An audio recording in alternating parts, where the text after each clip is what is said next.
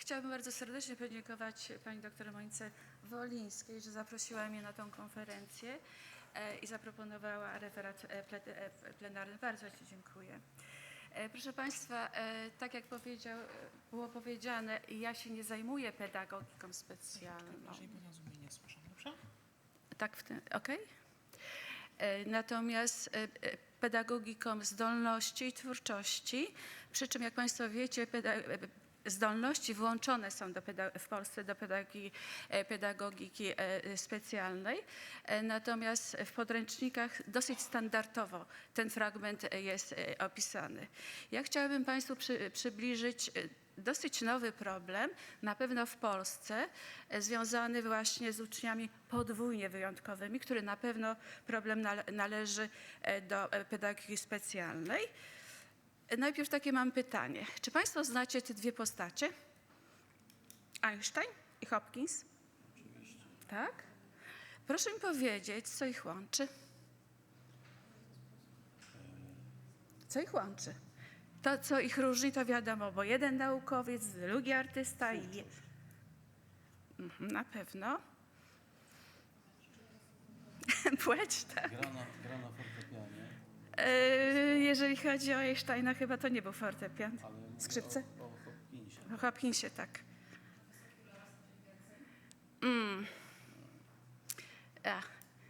To ja może pomogę, dobrze? Spróbujemy zobaczyć, kim był Einstein. Wiemy, że był geniuszem.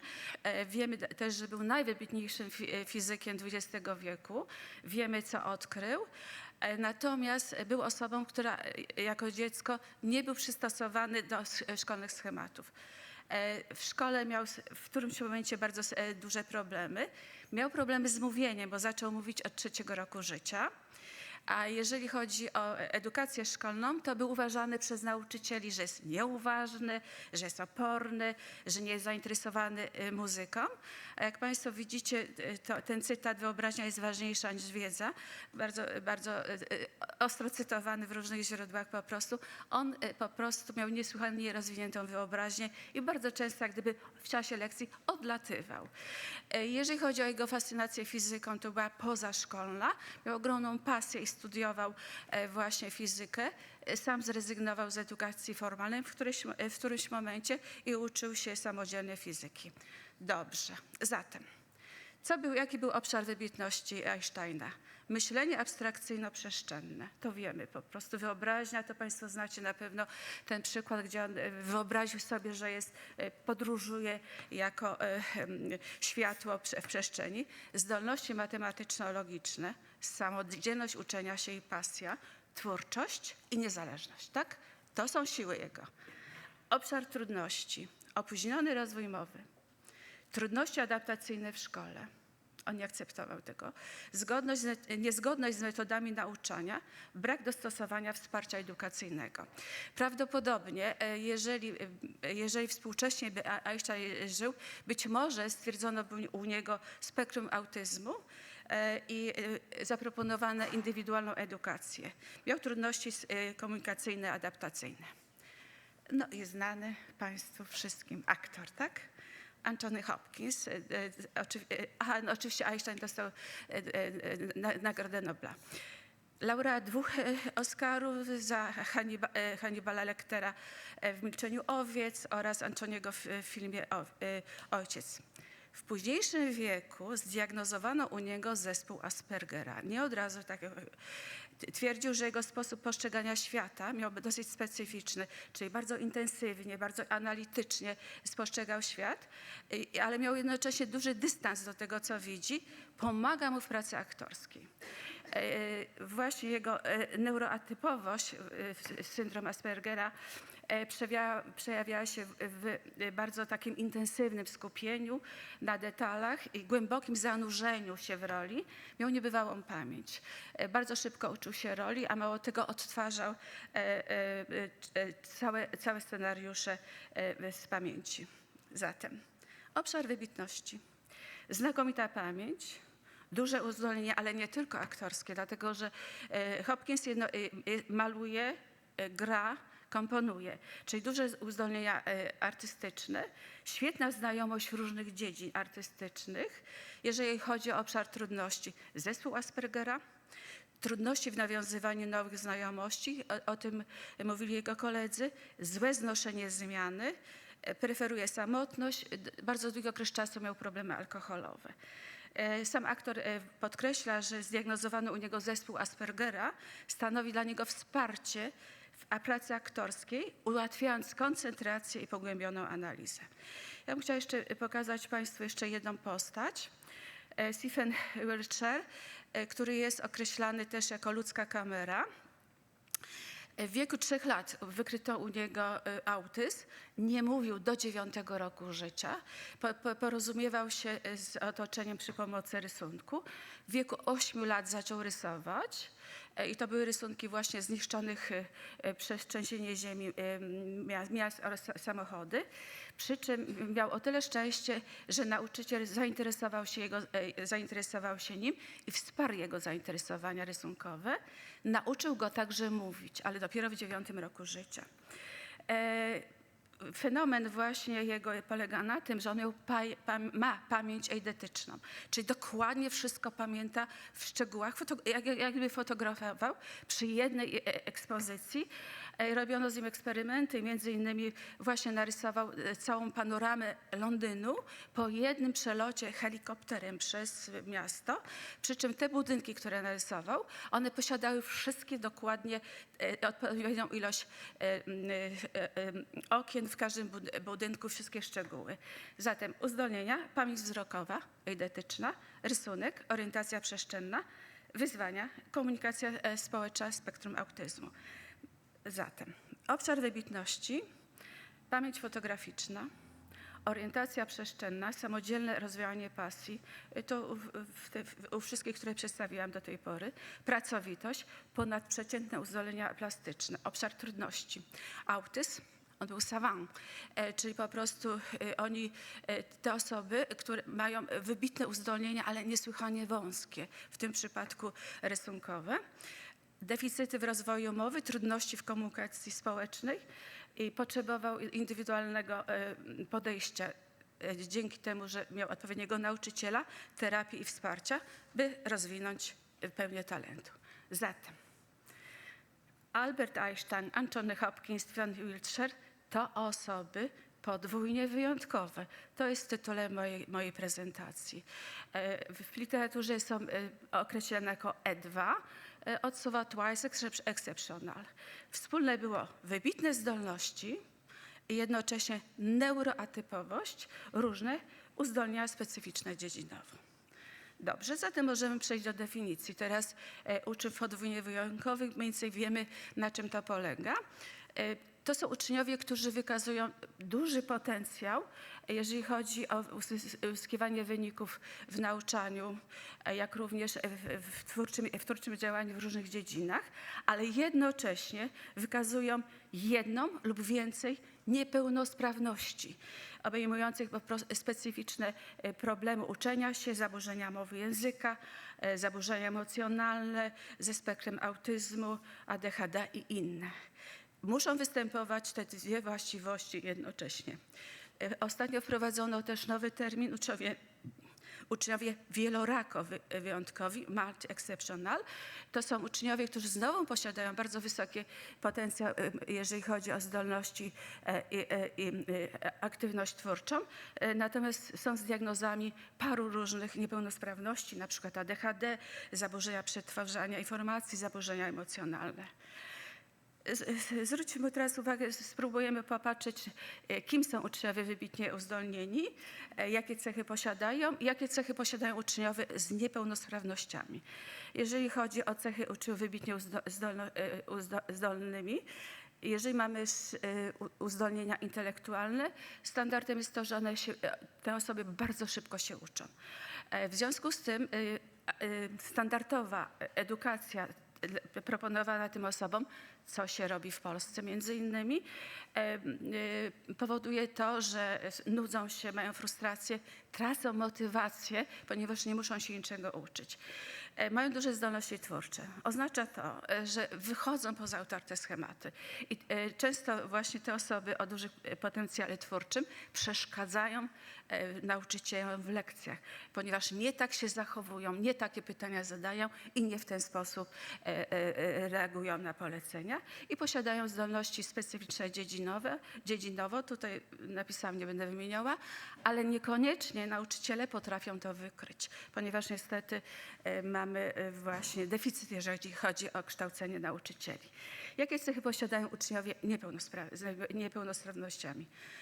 Trudności w przetwarzaniu informacji, dyslekcja, ADHD, trudności z koncentracją, organizowaniem pracy.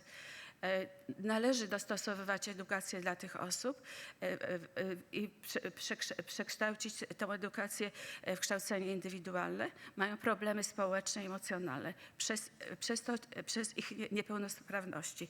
Jak te cechy uczniów wybitnie zdolnych z niepełnosprawnościami mogą się przenikać? Chodzi mi o podwójnie wyjątkowych. Problem najważniejszy jest z diagnozą i identyfikacją, ponieważ posiadane zdolności maskują bardzo często niepełnosprawności, a niepełnosprawności maskują zdolności.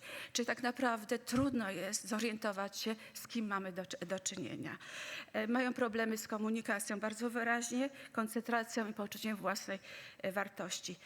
Pewne cechy związane są z osobami wybitnie uzdolnionymi, a pewne właśnie niepełnosprawnymi, natomiast podwójnie wyjątkowi mają jedno i drugie. Jest niedopasowany system edukacyjny zarówno do uczniów wybitnie zdolnych, jak również do uczniów właśnie z niepełnosprawnościami. Jak wygląda identyfikacja? Bo to jest chyba dla nas najważniejsze, dla nas, dla pedagogów, psychologów i nauczycieli po prostu. Po pierwsze, żeby rzeczywiście odpowiednio zdiagnozować podwójnie wyjątkowych, czyli te osoby, które są wybitne, a jednocześnie mają bardzo poważne trudności, ocena powinna być kompleksowa, całościowa, wykonana przez specjalistów z obu dziedzin, czyli ze zdolności, jak również niepełnosprawności.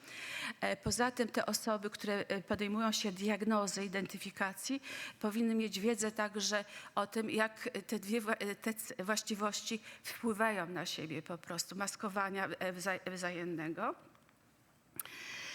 Konieczna jest, to już jak się zorientowałam też w różnych referatach z pedagogiki specjalnej przejawia się współpraca psychologów, terapeutów, rodziców. Nie jedna osoba, tylko cały zespół specjalistów.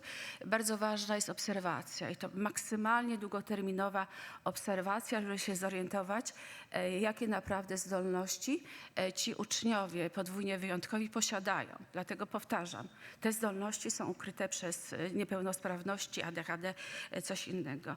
No i rozmowa z rodzicami, ponieważ ważne jest tutaj funkcjonowanie także, jak dzieci funkcjonują w domu. Jeżeli chodzi o niewłaściwą diagnozę lub jej brak, czyli nie zauważamy tego, że mamy do czynienia z uczniami podwójnie wyjątkowymi po prostu, no to jest poważny wówczas problem dla tych uczniów. Jeżeli nie mają odpowiedniej diagnozy i wsparcia, to wsparcie musi być psychologiczno-pedagogiczne i terapeutyczne po prostu, to często przypisuje się niewłaściwe zachowanie uczniów jako krnąbrność, brak motywacji.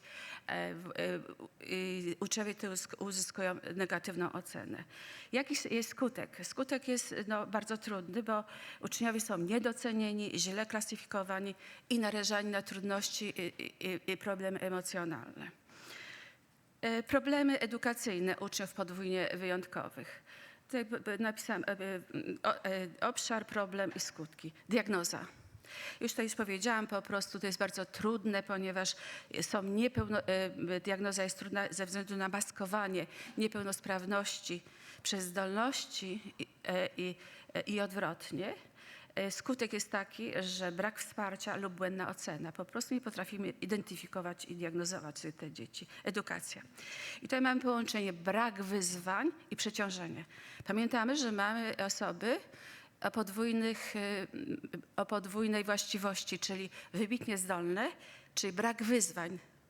Osoby wybitnie zdolne muszą mieć dodatkowe oferty edukacyjne, ale jednocześnie są niepełnosprawne. W związku z tym mogą być przeciążone, czyli należałoby odpowiednio sformułować edukację. Jaki jest skutek tego? Zarówno w kontekście zdolności, jak również niepełnosprawności, frustracja, zniechęcenie, czyli uczniowie się wycofują po prostu z aktywności. Jeżeli chodzi o ocenę diagnozy, no niestety jest niska skuteczność tradycyjnych narzędzi, wobec tego tutaj należało pomyśleć, jakby to zrobić. Związane to jest z niedoszacowaniem możliwości uczniów. Jeżeli chodzi o relacje, interpersonalna izolacja i brak akceptacji dotyczy to zarówno uczniów wybitnie zdolnych, jak również uczniów z niepełnosprawnościami. I skutek jest taki, że jest zdecydowana obniżona samoocena. Emocje, perfekcjonizm, lęk, bunt. Ważnym takim wskaźnikiem też bardzo często towarzyszącą cechą wybitnym uzdolnionym osobom jest perfekcjonizm. Z tym, że jak Państwo się orientujecie, są dwa rodzaje perfekcjonizmu, neurotyczny i zdrowy. I jednocześnie po prostu mamy do czynienia z osobami, których emocje związane są z lękiem, buntem, tak? I jeżeli chodzi o skutek, kryzysy, unikanie szkoły, po prostu jeżeli emocje nie zostaną w jakiś sposób właśnie zabezpieczone po prostu. Tutaj przygotowałam przykładowe sytuacje edukacyjne, tak? Dla uczniów podwójnie wyjątkowych. Na przykład mamy ucznia z bardzo wysokim ilorazem inteligencji, powiedzmy 140 IQ i z dyslekcją. Czyli mamy tak, mocne strony, myślenie koncepcyjne, zdolności twórcze, trudności, błędy ortograficzne, wolne tempie pisania. I jeżeli chodzi o ryzyko oceny, to oceny, które często się zdarza w szkole. Leniwy, nie przykłada się. Uczeń z uzdolnieniami muzycznymi, na przykład i z ADHD. Słuch absolutny, improwizacja. To są mocne strony, tak? Trudności, impulsywność, brak skupienia, ryzyko oceny, rozkojarzony, niezdolny, niezaangażowany. Uczeń z talentem literackim i z lękiem społecznym. Pisze opowiadania na wysokim poziomie, unika wypowiedzi ustnych i klasówek, to są trudności, ryzyko mało aktywny. Uczeń uzdolniony matematycznie spektrum autyzmu. Niezwykłe zdolności logiczne, trudności w pracy zespołowej, dosłowność, jeżeli chodzi o pewne rozwiązania, ryzyko oceny, konflikty społeczne, izolacja. Jakie możemy zaproponować modele edukacyjne po prostu dla uczniów podwójnie wyjątkowych?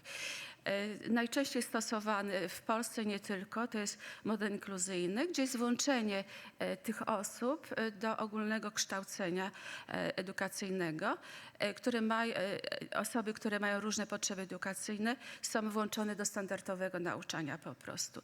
Jeżeli decydujemy się na tego typu działanie, to jest konieczna absolutnie elastyczność w planowaniu i nauczaniu. I to jest bardzo trudne. To jest przykład, który mamy już w Polsce po prostu tego łączenia inkluzywnego. Podejście zindywidualizowane. Jest to dostosowanie programu do potrzeb ucznia z uwzględnieniem zdolności i niepełnosprawności. Indywidualne programy edukacyjne. Jest to niezłe rozwiązanie, które warto byłoby stosować i podejście holistyczne, bo jest dbanie zarówno o rozwój intelektualny, jak również emocjonalny. Dbanie o całokształt, czyli mamy także wsparcie psychologiczne, terapeutyczne i odpowiednia metodyka nauczania. Jeżeli chodzi o programy i strategie w edukacji polskiej, to żeby Państwa uspokoić, nie mamy żadnego takiego, czy nie musicie próbować. W Polsce nie funkcjonuje systemowy program dla uczenia uczniów podwójnie wyjątkowych. Ja nawet nie wiem, czy jest to znane powszechnie, jeżeli chodzi o edukację. Ale tak się zastanawiałam, możliwe do wykorzystania jest indywidualny program edukacyjno-terapeutyczny. To jest oficjalny program dla uczniów z niepełnosprawnością oraz jest program indywidualnego toku lub programu nauki dla uczniów zdolnych. Ja ciągle pokazuję te dwie strony właśnie ucznia podwójnie wyjątkowego. Na czym polega właśnie indywidualny program edukacyjno-terapeutyczny? Jest to indywidualnie opracowany program, ale dla dzieci z orzeczeniem przez poradnię pedagogiczno-psychologiczną i tam jest określony, to zapewne Państwo doskonale wiecie, sposób dostosowania nauczania do potrzeb rozwojowych konkretnego dziecka, edukacyjnych i jego możliwości. Ten program tworzony jest przez zespół nauczycieli i specjalistów. Chodzi o optymalne rozwiązania zaproponowane. Jeżeli chodzi o główne elementy tego programu, potrzebne jest orzeczenie, o potrzebie kształcenia specjalnego. Ocena. Tutaj ważne jest pokazanie mocnych i słabych stron konkretnego ucznia. Zintegrowane działanie nauczycieli i specjalistów oraz możliwość modyfikacji programu w ciągu roku. Zalety tego indywidualnego programu jest to dostosowanie nauczania do potrzeb ucznia i to funkcjonuje w Polsce, tak? Wspieranie rozwoju we wszystkich sferach, spersonalizowana edukacja i terapia i jest to wsparcie też dla nauczycieli, który układa program. Jaka jest możliwość zastosowania do edukacji uczniów podwójnie wyjątkowych?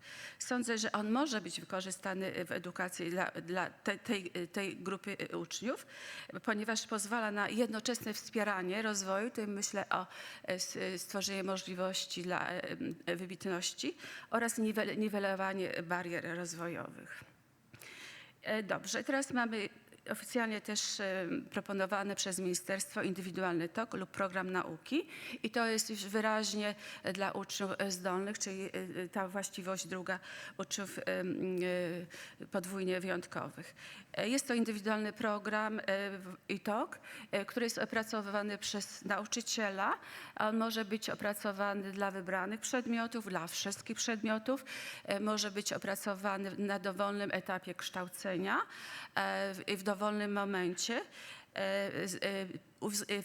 W tym programie należy uwzględnić uzdolnienia, zainteresowania i możliwości ucznia. To jest dla uczniów zdolnych. Także jest możliwość rozwijania właśnie talentów w różnych dziedzinach. Jeżeli chodzi o wykorzystanie indywidualnego programu nauki dla uczniów podwójnie zdolnych, myślę, że tutaj jest ta dobra ścieżka, że można elastycznie ułożyć program edukacyjny z możliwością dostosowania do mocnych stron ucznia, ale także z uwzględnieniem ewentualnie obecności trudności w barierach rozwojowych i edukacyjnych. W połączeniu z odpowiednim wsparciem, ja myślę o wsparciu psychologicznym, terapeutycznym, może być wykorzystany dla uczniów podwójnie wyjątkowych. I to już tak kończąc powoli, jakie są wnioski z tego, co powiedziałam? I z tego, co się orientuję, i myślę, że Państwo doskonale, dla edukacji uczniów podwójnie wyjątkowych w systemie edukacji w Polsce. Po pierwsze, konieczne jest zintegrowane podejście po prostu, tak żebyśmy wiedzieli, o co właściwie chodzi. Wymagane są kompleksowe wsparcia dla rozwoju potencjału i niwelowanie barier edukacyjnych. Identyfikacja i diagnoza. Jest to absolutnie bardzo ważny moment rozpoznania podwójnie wyjątkowych, tak żeby można było znaleźć te trudności i zdolności. Przy czym, tak jak wspominałam wcześniej, jest to problem, który związany jest z całą grupą specjalistów, a nie tylko z jedną osobą. Na pewno to, co musimy zrobić, to zwiększyć świadomość wśród nauczycieli, psychologów, pedagogów szkolnych, że istnieją tacy uczniowie. Mamy niewystarczające narzędzia systemowe. Aktualnie te regulacje prawne dotyczące 2 strategii dla uczniów z orzeczeniem i dla uczniów zdolnych. One funkcjonują, ale równolegle. One nie są łączone. Natomiast brakuje naprawdę procedur, które by pozwoliły na łączenie obu regulacji. Konieczne jest także oczywiście elastyczne, indywidualne podejście do tych uczniów po prostu, różnorodne metody nauczania i formy oceniania. I to, co jest niesłychanie ważne dla nas, wszyscy pracujemy i kształcimy studentów, że kształcenie kadry pedagogicznej, psychologicznej, jeżeli chodzi o problemów związanych właśnie z podwójnie wyjątkowymi. Nie ma czegoś takiego na studiach pedagogicznych, psychologicznych. Nie zauważyłam, żeby były moduły dotyczące na przykład zdolności. No i wzmocnienie współpracy interdyscyplinarnej. A takie ogólne podsumowanie. Edukacja uczniów podwójnie wyjątkowych w Polsce wymaga głębokich zmian systemowych, większej elastyczności organizacyjnej oraz kompetentnego wsparcia ze strony szkoły. Połączenie strategii edukacyjnych, takie jak indywidualny program edukacyjno-terapeutyczny, bo to istnieje u nas, indywidualny program nauki może stać się fundamentem skutecznej, zindywidualizowanej ścieżki edukacyjnej, wspierającej zarówno rozwój zdolności, jak i przezwyciężanie trudności. I tyle na dzisiaj. Dziękuję bardzo.